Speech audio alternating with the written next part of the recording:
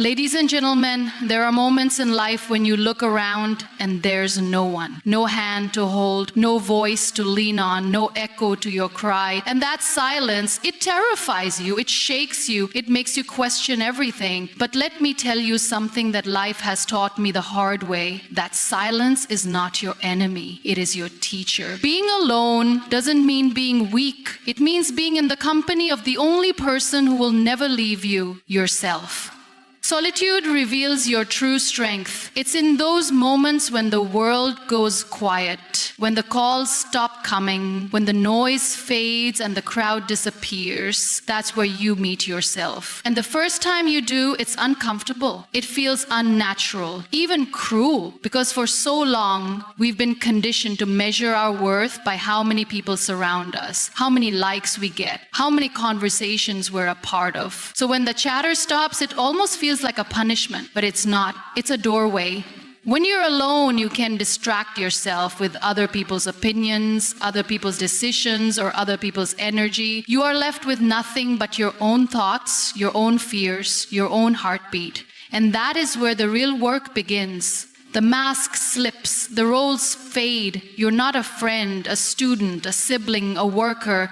You're just you. And it's raw, it's real, and it's powerful. Most people never make it past that stage. The silence becomes too loud, the reflection too sharp, so they run back to noise, to people, to chaos, anything to avoid that deep, honest confrontation with themselves. But the ones who stay, who sit in that solitude and say, okay, show me who I really am, those people come out different, stronger, sharper, clearer. Because strength doesn't come from lifting weights or giving speeches or winning arguments. It comes from being able to sit with your pain, your confusion, your questions, and not flinch. Solitude forces you to become your own guide. You learn to self-soothe, to self-motivate, to self-correct. You stop waiting for validation. You stop seeking applause. You begin to move from a place of conviction rather than comparison. There's a solidness that grows inside you when you no longer need anyone to tell you you're doing okay. You just know because you've seen yourself at your lowest and you didn't walk away. You stayed. You held your own hand. It's a quiet strength. It doesn't scream for attention. It doesn't show off, but it's unshakable. You become the kind of person who can be alone in a crowded room and still feel whole. Who can go days without talking to anyone and not lose themselves? Who doesn't crumble when someone leaves because they never depended on them to begin with? That kind of strength doesn't come from comfort. It comes from isolation, from the grind of facing your own demons and refusing to let them win. And solitude isn't just about sitting in silence. It's about the internal shift that happens when you stop outsourcing your strength. It's about learning to trust yourself, to back yourself, to be okay with not having all the answers, but knowing you'll figure it out. There's a confidence that rises from that space, one that can be faked and can be taken away because it wasn't handed to you, you earned it. In the quiet, in the dark, alone. Being alone teaches self-reliance. When you're no longer surrounded by people telling you what to do, how to feel, or where to go, something unexpected happens. You start figuring it out on your own. At first, it feels like being dropped into the middle of nowhere with no map, no compass, and no one to ask for directions. But then you realize the directions were never supposed to come from outside. They were always inside you, buried under layers of noise, expectation, and constant dependence on others. Self-reliance doesn't mean becoming cold or cutting people off. It means being able to stand tall, even when no one is there to support you. It's learning how to make decisions without needing approval, how to motivate yourself without waiting for someone to cheer you on, how to survive a storm without calling for help every 5 minutes. And the only way you learn that is by being alone long enough to stop relying on external crutches. There's a part of you that wakes up when you realize nobody's coming to save you. It's not a bitter realization, it's a liberating one. You stop waiting, you stop hoping for someone to fix things for you. You stop outsourcing your power, and instead you roll up your sleeves and start building. Whether it's your mindset, your career, your healing, or your future, you stop depending on others to carry the weight. You lift it yourself. Even if your hands shake, even if your knees wobble, you lift anyway. Being alone forces you to become resourceful. Suddenly, you can't just vent to a friend every time something goes wrong. You have to process it on your own. You have to sit with your emotions and make sense of them without someone spoon-feeding you comfort. And that's not easy. But it builds a different kind of mental muscle. You start solving problems with your own logic, not by recycling someone else's advice. You make mistakes, sure, but they're your mistakes. And you learn from them in a way that no external opinion ever could taught you. You also start understanding your limits and your strengths on a whole new level. You notice patterns in your behavior. You see how you react under pressure, how you recover after failure, and how you adapt when things don't go as planned. There's no hiding, no deflecting, just you showing up for yourself over and over again. And that kind of consistency, that's what breeds real, unshakable confidence. You stop needing people to tell you who you are or what you're worth. You define it for yourself. You stop chasing support because you've already built it inside you. You stop fearing solitude because now you see it as a sanctuary, not a punishment. A place where you grow, sharpen, and become the kind of person who doesn't crumble just because someone didn't show up for them. Because you show up for yourself. You begin to rely on your own judgment. You trust your gut. You start seeing yourself as capable, even when the odds are against you. And the most beautiful part, you no longer fear failure because you know you can pick yourself back up without waiting for someone else to notice you fell. Self-reliance isn't about isolation. It's about independence. It's about standing in your own power and saying, I've got me, and actually meaning it. Silence is a powerful teacher. It doesn't yell, it doesn't rush, it doesn't spoon-feed you answers. It just sits there, quiet, steady, and often uncomfortable. But within that discomfort lies its brilliance. Because silence doesn't distract you, it reflects you. Every thought you've buried, every doubt you've ignored, every emotion you've numbed, silence brings it all to the surface. And that's where the real learning begins.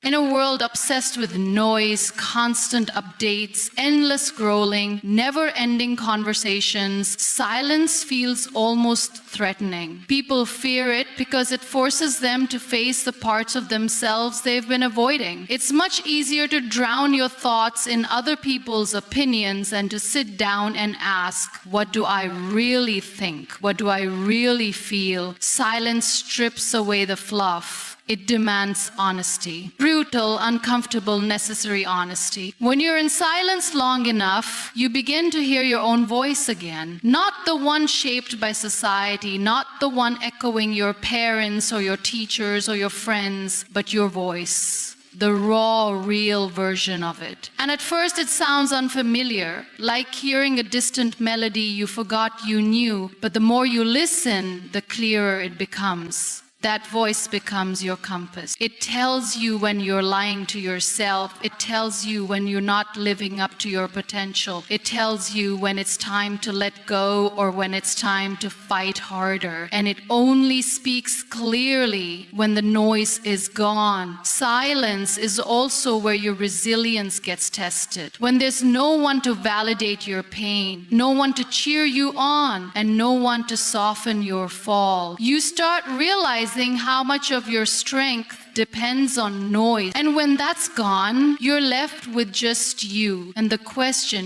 now what? And that's a tough place to be.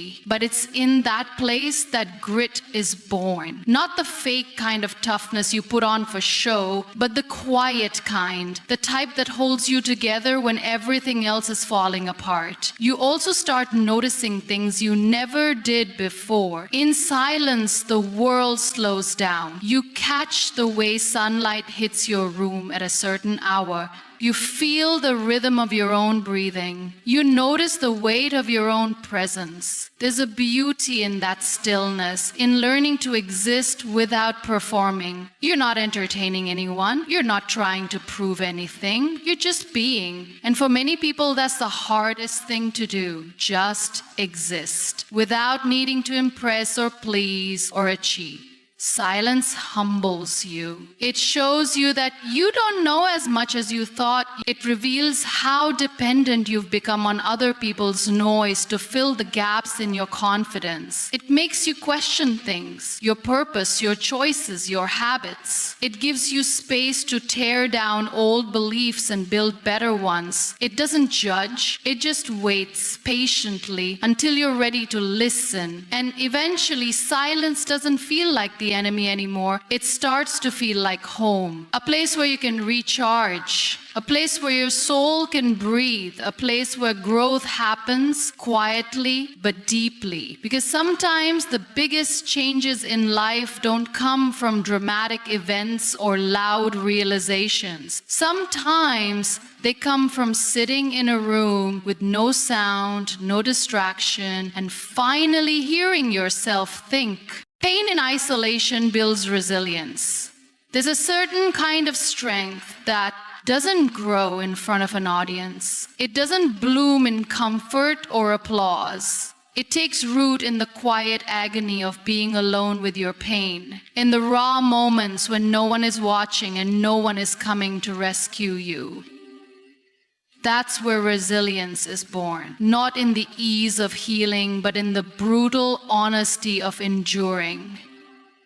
When pain hits and you're surrounded by people, there's a cushion. Someone's there to offer a distraction, a hug, a you'll be okay. But when that cushion is gone, when you're left with just the ache and the echo of your own thoughts, something shifts. You realize that the only person who can really carry you through it is you. And that realization, it's terrifying at first, but it's the beginning of a transformation that can't happen any other way. Sitting with pain in isolation forces you to confront your limits, your fears, your broken pieces. There's no hiding, no pretending, no performing. You either face it or let it consume you. And the truth is, most people try to run. They numb it with noise, drown it in distractions, bury it under busy schedules. But for those who choose to stay, to breathe through the ache instead of running from it, resilience starts to form. Quietly, slowly, like scar tissue, tougher than the skin that was there before. Pain teaches you things comfort never could. It shows you what really matters. It strips away the superficial. It exposes the parts of you that are still fragile and forces you to strengthen them, not by avoiding hurt, but by enduring it. It teaches you how to bend without breaking, how to keep moving forward even when every step feels like it's being taken on shattered glass. And when you do that alone, with no one holding your hand, it carves something unshakable into your soul. You learn how to rebuild piece by piece with no blueprint but your own instincts. You learn that the world doesn't stop when you're in pain. And that's okay, because you learn how to keep going anyway. You learn how to breathe through anxiety, how to cry without shame, how to sit in the darkness long enough to realize you don't need someone else to bring you the light. You can create your own. That's not just growth. That's survival evolving into power. Resilience born from isolated pain doesn't look like strength from the outside. It looks like quiet mornings where you get out of bed even though your heart is heavy. It looks like doing the dishes, going to work, taking care of yourself when every part of you wants to give up. It looks like forgiving yourself for the things you didn't know, for the mistakes you made while you were learning how to survive. No one claps for it, no one sees it, but it's real and it's life-changing. And the beautiful, ironic part of pain and isolation is that it ultimately connects you deeper with yourself. It teaches you how to be your own anchor, your own therapist, your own friend. You don't become emotionless, you become emotionally equipped. You still feel everything, maybe even more deeply than before, but now you know how to carry it without falling apart. You know how to hold space for your emotions without letting them consume you. You know how to feel pain without becoming it. Growth happens when no one is watching. It doesn't always look like a grand revelation or a dramatic transformation. Most of the time, it's small, subtle, and painfully slow. It happens in messy bedrooms, during sleepless nights, in silent prayers, and whispered doubts. It's the kind of growth that doesn't beg for attention or recognition. It just unfolds, quietly and stubbornly, like a flower blooming in a crack of concrete, unseen but unstoppable. We live in a world obsessed with results, obsessed with before and after pictures, with applause, with evidence. If it's not posted, it didn't happen. If it's not visible, it doesn't count. But real growth doesn't care about being seen.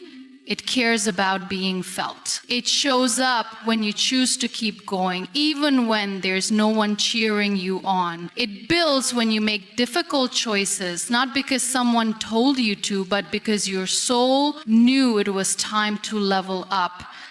There's a sacredness in the moments where no one is watching you win your private battles. Getting out of bed when you're drowning in exhaustion. Saying no when everything in you wants to say yes, just to avoid confrontation. Choosing to heal instead of staying bitter. Admitting when you're wrong. Apologizing when your ego is screaming not to. That's growth. And no one claps for it, but it matters more than the visible milestones people love to celebrate. Growth is quiet because it's internal. It happens in thoughts, in intentions, in the split-second decisions where you finally choose peace over chaos, wisdom over impulse, maturity over validation. And most of those victories, they're invisible. No one sees you pause before snapping in anger. No one hears the ugly self-talk you finally stopped believing. No one notices that you forgave someone who'll never apologize, but you notice, and that's what makes it real.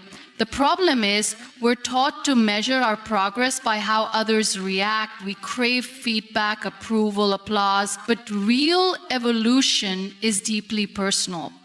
It doesn't always come with certificates or medals. Sometimes it just looks like feeling slightly better than you did yesterday. Sometimes it's crying in the shower. Not because you're weak, but because you're finally letting go. Sometimes it's walking away from what's familiar because you've outgrown it, even if no one understands. When no one is watching, you also learn who you really are. There's no pressure to perform, no need to pretend. You're free to make mistakes, to experiment, to fall and try again. And without the gaze of others, you begin to build a relationship with yourself. You learn your rhythms, your triggers, your patterns. You start listening more closely to that inner voice, the one that doesn't care about trends or opinions, the one that's been quietly waiting for you to trust it. And here's the thing about silent growth. It lasts because it wasn't built for show. It was built for strength. It wasn't shaped by fear of judgment. It was shaped by experience. It doesn't crumble when no one praises it because it was never dependent on applause. That kind of growth is solid. It roots you. It prepares you. It makes sure that when life throws the next curveball, you're not starting from scratch. You're building from a place of quiet power that no one saw coming. You look back one day and realize your biggest transformations didn't happen in the spotlight, they happened in the shadows. In the quiet, in the everyday choices you made when no one else was around to notice.